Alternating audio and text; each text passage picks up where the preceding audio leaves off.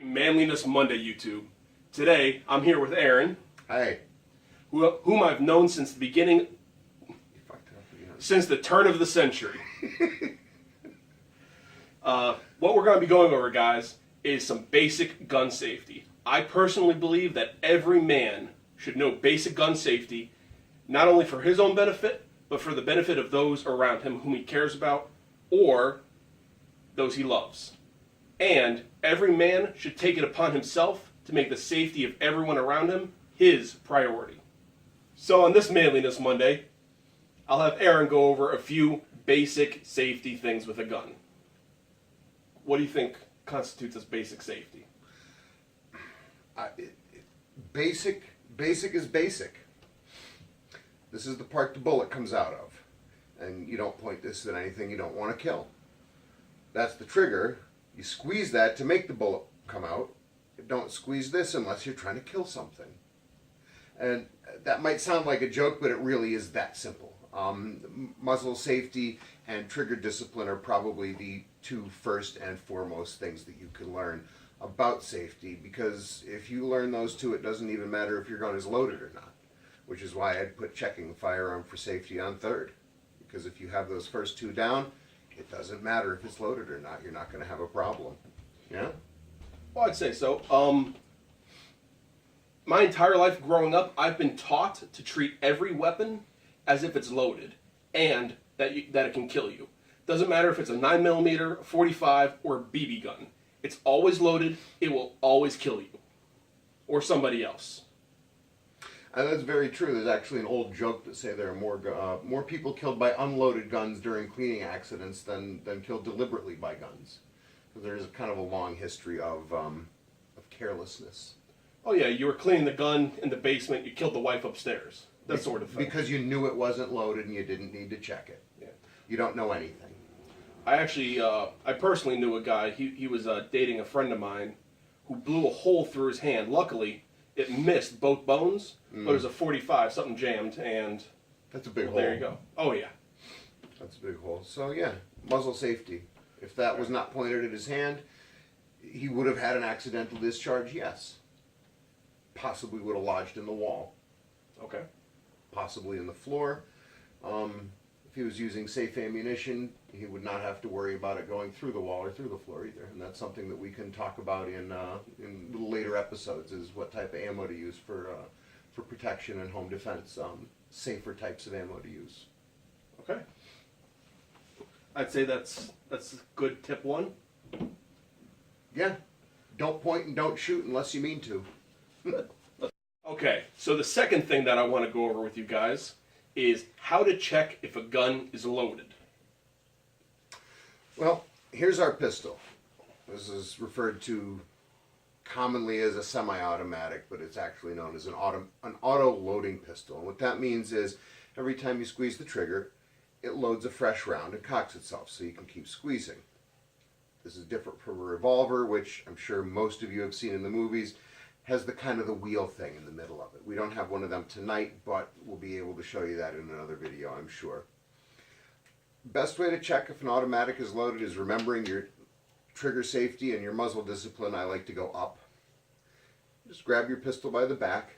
Most of it's going to have, I don't know if this is going to focus, but a little grippy area here. That's pretty much designed for you to grab.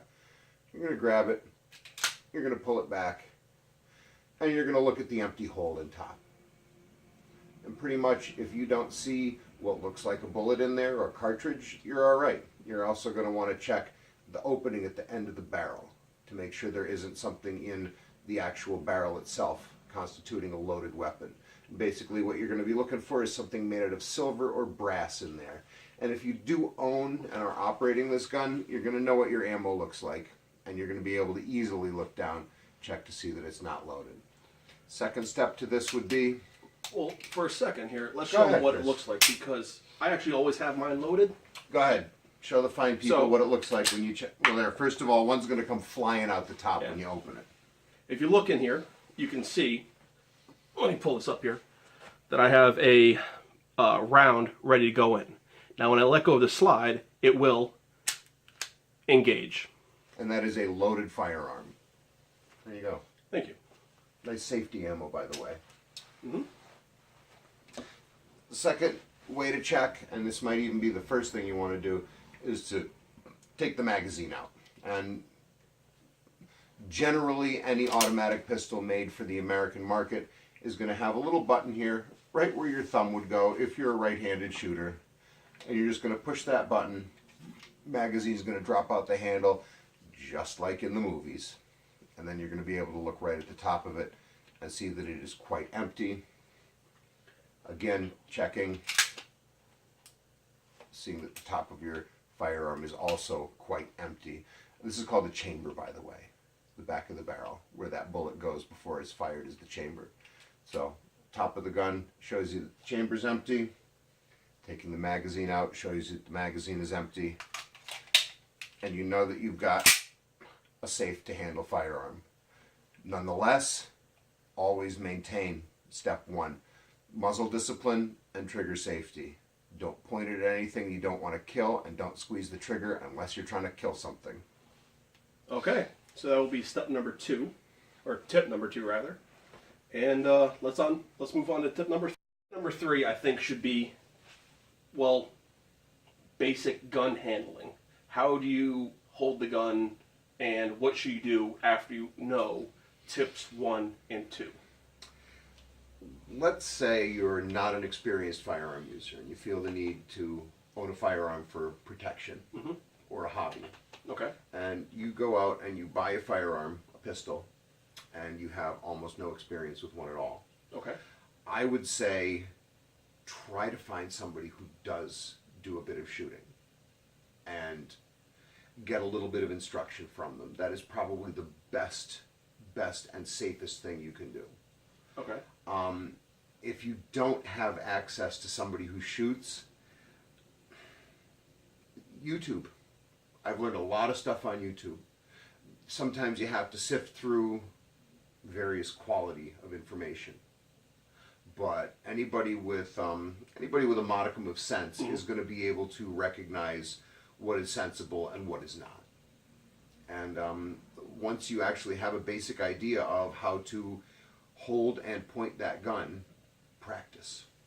Practice. A lot of rounds fired at targets is the single best way to become familiar with your gun. Until you get out and start shooting, you're not going to know what is a comfortable way to hold that gun. Okay. You're not going to know what is a comfortable way to point that gun because everybody's different. There used to be a standard back in the 40s, in the days of the Second World War. There was a standard, and all men were taught to shoot a certain way. That has long since changed. The military and the police now instruct their students to shoot whatever way is the most comfortable and the most successful. Because when it comes down to it, if you're in a self-defense situation, it doesn't matter how you're holding the gun. What matters is that you neutralize any threat that might be posed to you or people you are trying to protect, your family, for instance. Well, yeah. Well, the end result really is to stop anyone trying to do you harm. The end result one is way to or another. Protect. Yes. So it doesn't matter how you hold that gun. To be perfectly honest, if holding a pistol sideways, like in the gangster movies, were an effective way, and the student could hit and manage their firearm effectively, I'd say do it that way. Okay. Simple fact is it's not effective. You're not going to see anybody shooting and hitting that way unless they're really working at showing off. Best way to hold the gun is with the top access, front rear sights aligned, along with the dominant eye of the shooter. I'm kind of an oddball. I'm right-handed, but I shoot left-eyed, so I kind of come across a little bit. Your average person, you're going to want to look right down. You're going to want to run your eye right down that straight line of the barrel. And even if you're not using the sights, you have a pretty good chance of hitting what you're pointed at, or at least scaring them. Well, yeah. I know there's a few figures that I've been going over recently. 99% of bullets fired aren't fired to kill in war. They're actually fired to scare off the enemy. Most people don't want to kill. That doesn't change the effectiveness of the weapon. I've never been shot at, thank God. Yeah. But I would imagine that no matter how brave I'm feeling at the time, if somebody shoots at me, I'm going to change my opinion on what I'm doing. Yeah. And I would say, could be safe to assume for most criminal types that's going to be the same thing. Well, yeah, no one wants to get shot. Correct. I mean, and then there are your exceptional cases. We've all heard stories of somebody strung out on drugs and adrenaline and firearms being semi-ineffectual. As far as I've been able to understand, most of them have been stories. There's really not too much substantiated on that. I think if you shot someone with a .22, they're going to stop and think and realize I've just been shot, even if they didn't feel it. I think that firearms are a great deterrent, whether it's forcefully used or not. Well said. YouTube, thanks for watching. I hope you guys have really appreciated this. I've been wanting to do a video like this for a while, so there it is. If you guys have any tips or comments of your own, please let me know in the comment section down below. Also, if you want to know any further manliness things or want to see any special project videos, let me know. I'd love to hear from you guys.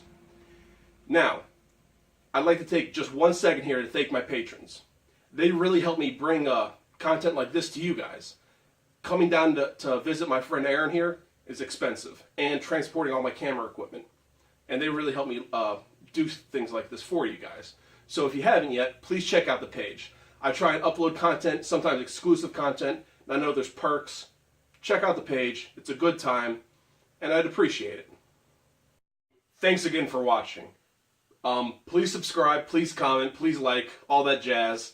And let's have a good time. This is Chris Knight and Aaron Moskell from Knightsmith saying,